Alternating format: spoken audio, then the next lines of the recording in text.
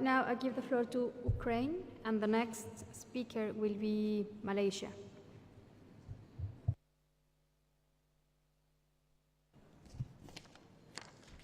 Dear Madam Chair, honorable colleagues, my name is Альона Шкрум. I am a member of Ukrainian delegation. We thank you for this important discussion, and indeed, Ukraine understands that the principle of non-interference of internal affairs is one of the basic principles of international law.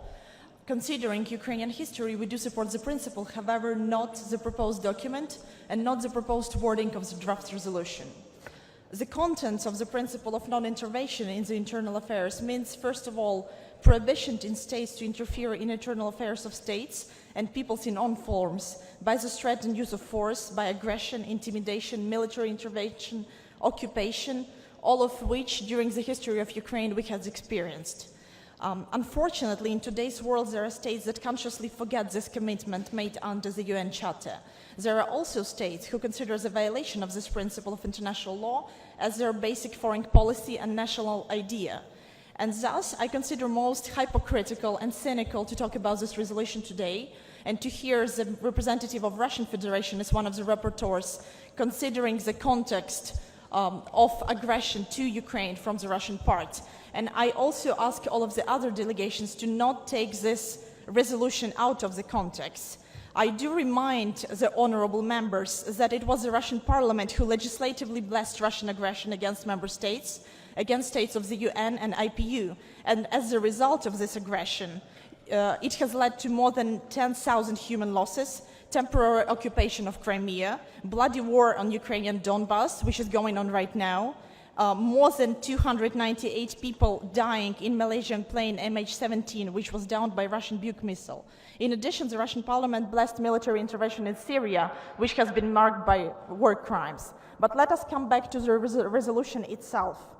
I thank the rapporteur from Cyprus in talking about the universal human rights and basic principle of protecting those universal human rights.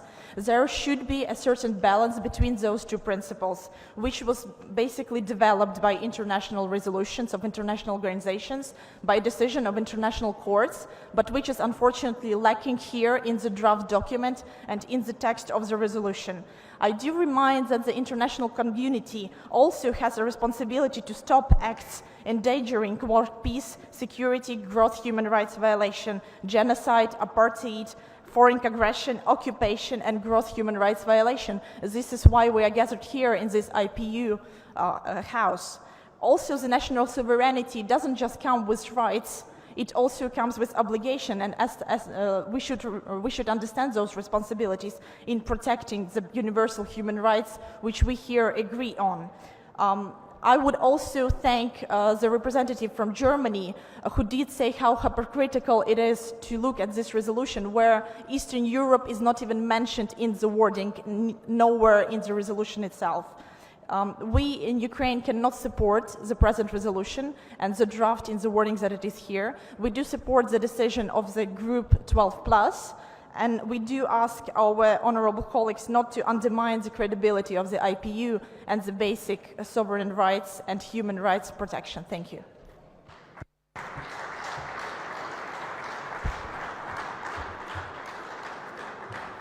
Thank you, Ukraine. Now